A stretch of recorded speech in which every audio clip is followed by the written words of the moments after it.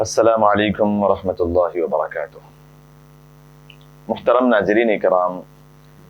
City India T V کے programme خلاصہ قرآن میں آپ سب کا استقبال ہے۔ رمضان المبارک کا آغاز ہو چکا ہے اور ہم روزانہ تراویح میں قرآن سن رہے ہیں۔ اسی مناسبت سے آپ کے سامنے خلاصہ قرآن کے عنوان پر ایک پروگرام پیش کیا جا رہا ہے، جس میں جو ہم روزانہ قرآن تراویح میں سنتے ہیں اس کو اسی دن دوپہر میں یا شام میں ہم اس کا خلاصہ سماعت کر لیں، تاکہ ہمیں اس بات کا بھی پتہ چل جائے کہ قرآن کریم آج ہمیں کیا درس دے گا اور قرآن کریم کا خلاصہ آج کے قرآن میں کیا ہے۔ اور دو اس کے مقاصد اور یہ ہیں کہ جو لوگ قرآن کریم کو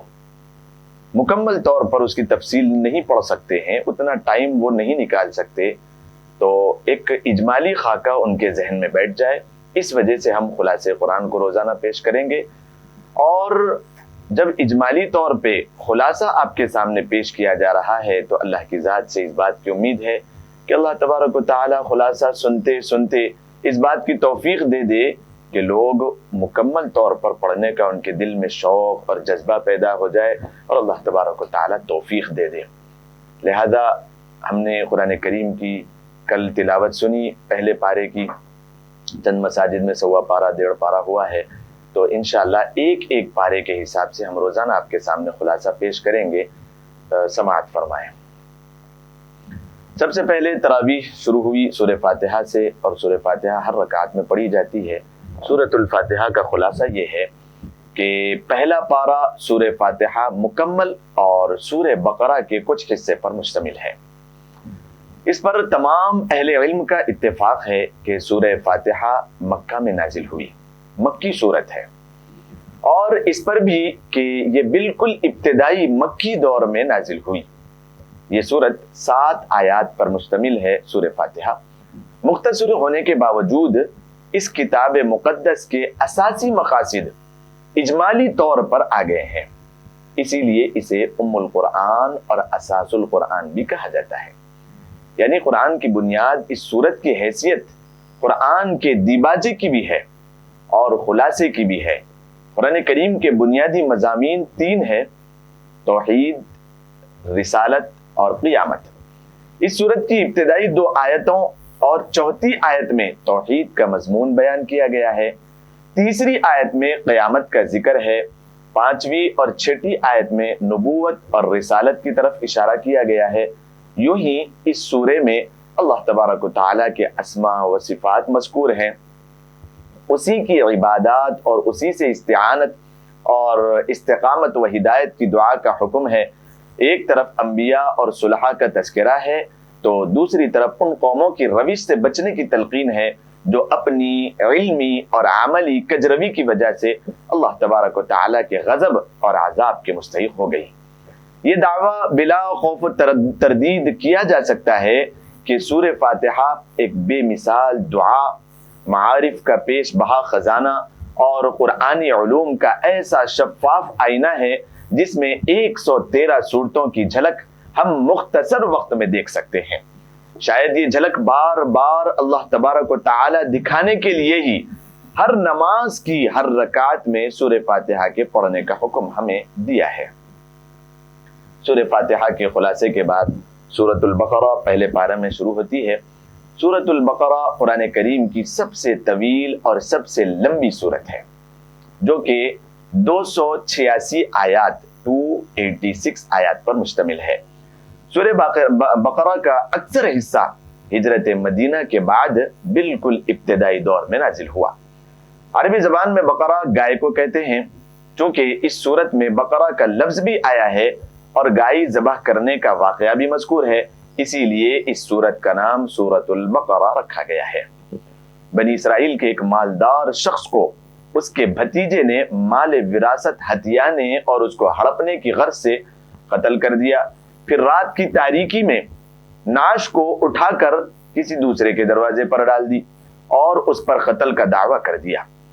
قریب تھا کہ مدعی اور مدعا علیہ دونوں خاندان کے افراد ایک دوسرے پر ہتھیار اٹھا لیتے، کہ اللہ تبارک و تعالی نے حضرت موسیٰ علیہ الصلوۃ والتسلیم کے ذریعے انہیں گائے ذبح کرنے اور اس کے گوشت کا کچھ حصہ اس مقتول یعنی جس کو قتل کیا گیا ہے اس کے جسم کے ساتھ لگانے کا حکم دیا۔ ایسا کرنے سے مقتول زندہ ہو کر اٹھ بیٹھا اور اس نے اپنے قاتل کی نشاندہی کر دی۔ اتفاق سے انہی دنوں بنی اسرائیل کا ایک گروہ مرنے کے بعد کی زندگی کا انکار بھی کر رہا تھا کہ مرنے کے بعد کوئی زندگی نہیں ہے، کوئی زندہ ہونا نہیں ہے۔ مقتول کے زندہ ہونے سے نہ صرف یہ کہ قاتل کی نشاندہی ہو گئی بلکہ بعث بعد الموت پر ایک حجت بھی قائم ہو گئی۔ اس کے علاوہ مصریوں کے ساتھ طویل عرصے تک رہنے کی وجہ سے بنی اسرائیل جو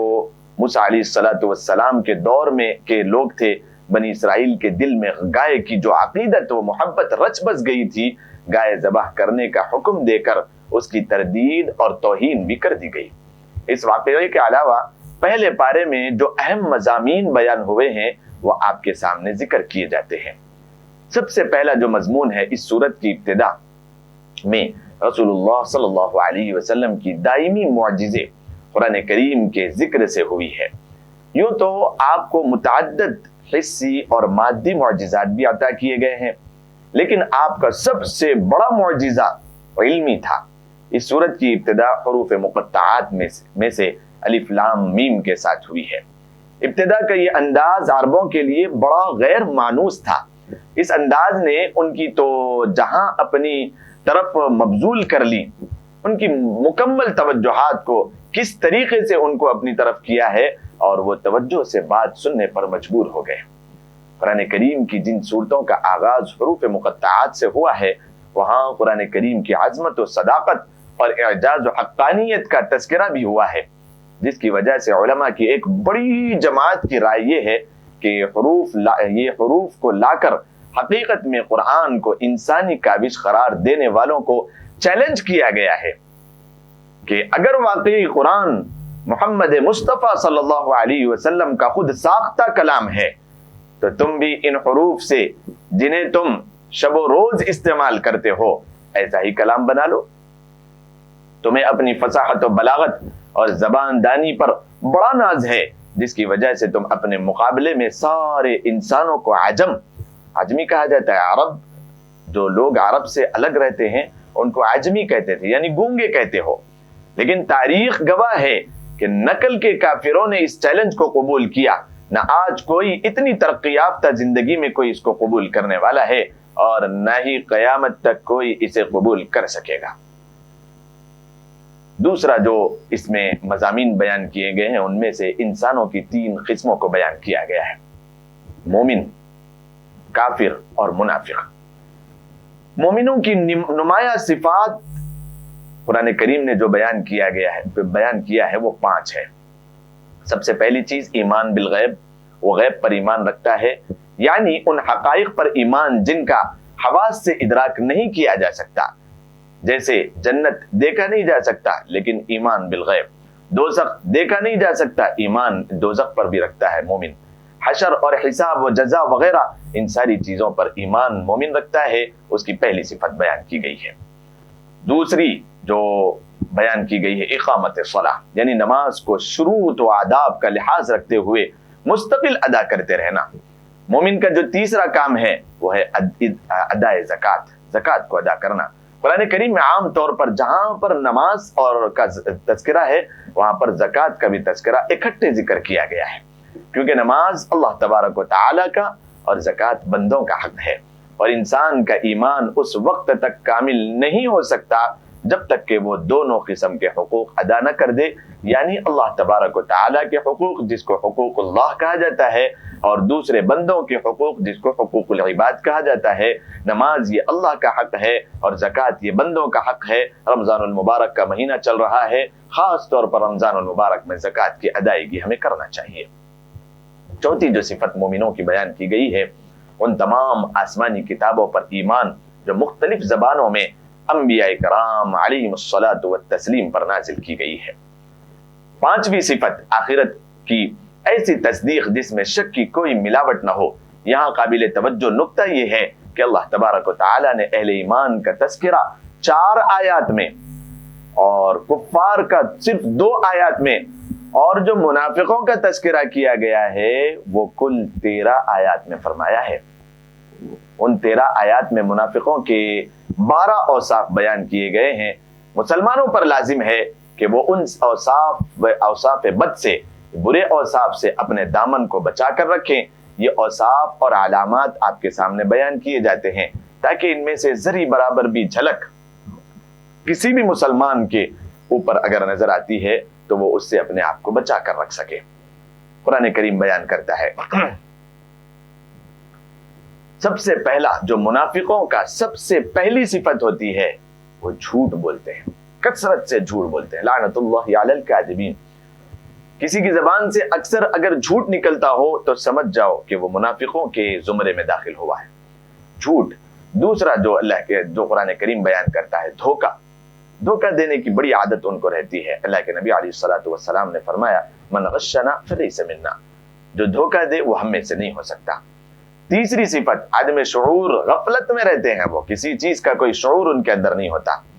قلبی بیماریاں جیسے حسد، تکبر اور حرص وغیرہ، مکر و فریب، سفاہت، احکام الہی کا استہزاء، زمین میں فتنہ فساد، جہالت، ضلالت اور تذبذب اور اہل ایمان کا تمسخر، یہ ساری کی ساری چیزیں منافقوں کے اندر ہوتی ہے۔ اگر کسی مسلمان کے اندر، مومن کے اندر یہ جھوٹ کی بیماری ہو، دھوکہ دینے کی بیماری ہو، عدم شعور یعنی غفلت کے ساتھ رہنے کی بیماری ہو، قلبی بیماریوں میں حسد ہو، کسی سے جلن ہو، یا پھر تکبر، اپنی نیکیوں کا تکبر، مال کا تکبر ہو، حرص وغیرہ، لالچ کسی کے اندر بھری ہوئی ہو، مکر و فریب یعنی بہت زیادہ کسی کو دھوکہ دینے اور مکاری کرنے اور عیاشی کرنے کی بیماری ہو، اور سفاہت ہو، اور احکام الہی کا استہزاء ہو، اللہ تبارک و تعالیٰ کے احکام کا کوئی مذاق اڑاتا ہو، زمین میں فتنہ و فساد کرنے والا ہو، جہالت اور ضلالت اس کے اندر کوٹ کوٹ کر بھری ہوئی ہو، تذبذب اور اہل ایمان کا تمسخر، مومنوں کا اور داڑھی کا اور اللہ کے نبی علیہ الصلوۃ والسلام کے اسوے کا، اور جو اللہ کے نبی علیہ الصلوۃ والسلام کا لباس تھا ان کے پہننے والوں کی طرف اگر انگلیاں اٹھانے والا ہو تو اللہ کے واسطے ان بیماریوں کو سننے کے بعد کہ یہ منافقوں کی بیماریاں ہیں، مومنین کو چاہیے کہ ان بیماریوں سے اپنے آپ کو محفوظ رکھیں۔ تھوڑی سی بھی اگر ایک آدھ بھی بیماری کسی کے اندر ہو اس سے اپنے آپ کو بچا کر رکھیں۔ اس کے بعد جو تذکرہ قرآن کریم نے کیا ہے وہ حضرت آدم علیہ الصلوۃ والسلام اور حضرت حوا علیہ الصلوۃ والسلام کا ہے۔ وہ قصہ وہ اس طریقے سے بیان کرتا ہے کہ حضرت آدم علیہ الصلوۃ والسلام اور حضرت حوا علیہ الصلوۃ والسلام کا قصہ جو ابلیس لعین کے ساتھ پیش آیا، حقیقت میں یہ ساری انسانیت اور اس دنیا کی ابتدا سے انتہا تک کا قصہ ہے۔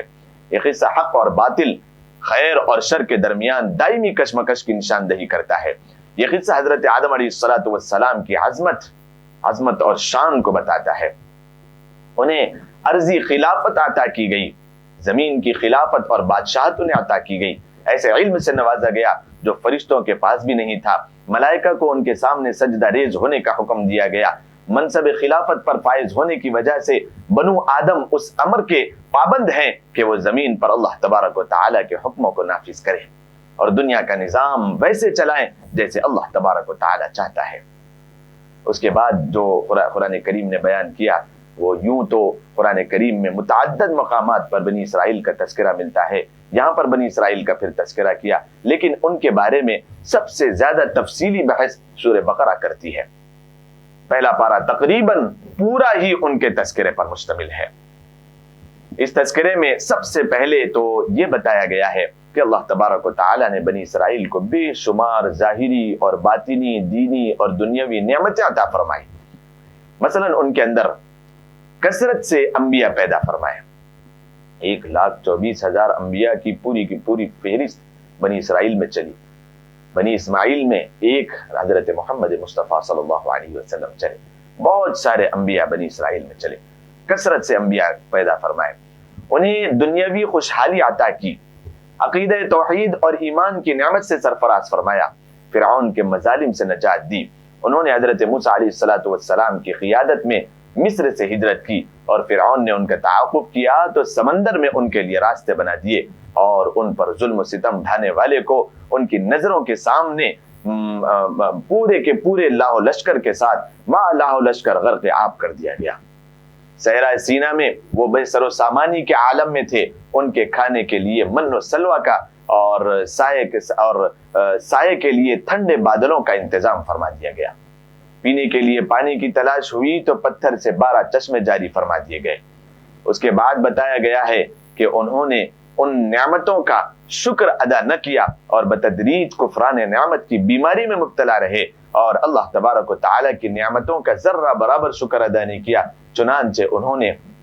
حق کو چھپایا، خاتم النبیین صلی اللہ علیہ وسلم کی نبوت کا انکار کیا، بچڑے کو اپنا معبود بنا لیا، دشت سینہ میں بے صبری اور حرص و طمع کا مظاہرہ کیا، اریحہ شہر میں متکبرانہ انداز میں داخل ہوئے جبکہ انہیں عاجزی کے ساتھ داخل ہونے کا حکم دیا گیا تھا، انہوں نے انبیاء کو ناحق قتل کر دیا، بار بار بدعہدی کے مرتکب ہوئے، ان کے دل سخت ہو گئے تھے، انہوں نے کلام اللہ میں لفظی اور معنوی تحریف کی، شریعت کے بعض احکام پر وہ ایمان لائے اور بعض کا انکار کرتے رہے، وہ بغض اور حسد کی بیماری میں مبتلا ہو گئے، انہیں مادی زندگی سے مبالغے کی حد تک محبت تھی، مقرب فرشتوں سے بیزاری کا اظہار کرتے تھے اور سحر و کہانت میں بے حد دلچسپی رکھتے تھے، ان کے ہاں ایسے علمیات کو قبول عام حاصل تھا جن کے ذریعے میاں بیوی کے درمیان جدائی پیدا کر کے عشق پر از فسق اور راہ ہموار کی جائے، بدعملی کے باوجود جنت کے واحد ٹھیکیدار ہونے کا دعویٰ کرتے تھے اور بڑے شوق سے کہتے تھے کہ جنت میں صرف وہی جا سکتا ہے جو یہودی ہو، اور یہی دعویٰ نصارہ بھی کرتے تھے، اس کے ساتھ دونوں یہ دعویٰ بھی کرتے تھے کہ صرف ہم ہی حق پر ہیں اور ہمارے مخالف فرقے کے پاس کوئی دلیل نہیں۔ سوچنے اور عبرت و نصیحت کی بات یہ ہے کہ کہیں ان کی خرابیوں میں سے کوئی خرابی ہم مسلمانوں میں تو نہیں پائی جاتی۔ یہود پر انعامات اور ان کے کفران نعمت اور جرائم کی تفصیل کے بعد تذکرہ ہے حضرت ابراہیم علیہ السلام کا۔ حضرت ابراہیم علیہ السلام جن کی عظمت شان کو یہود اور نصارہ دونوں تسلیم کرتے تھے اور فخریہ طور پر ان کی طرف اپنی نسبت کرتے تھے، حالانکہ اگر وہ اپنے دعوے میں سچے ہوتے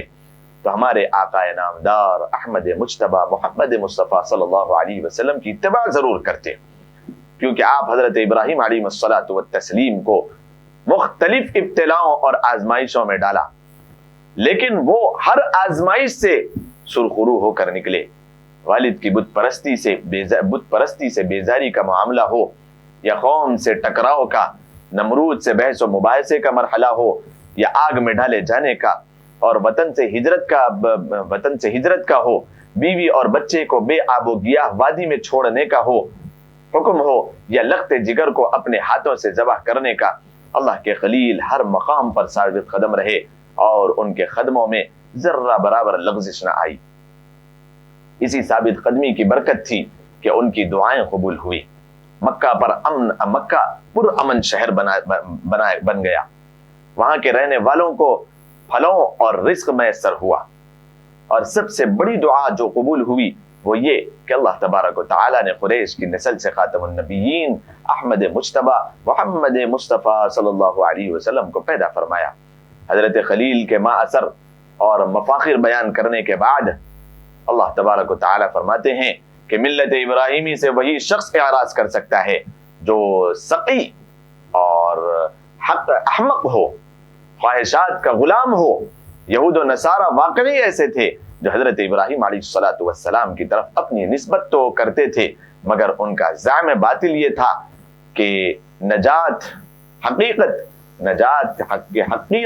کی اتباع میں نہیں ہے، بلکہ یہودیت اور نصرانیت کی اتباع میں ہے۔ وہ لوگ یوں کہتے تھے کہ حقانیت کی اتباع کرنے میں اور حقیقت کی اتباع کرنے میں کوئی نجات نہیں ہے، بلکہ یہودیت اور نصرانیت کی اتباع میں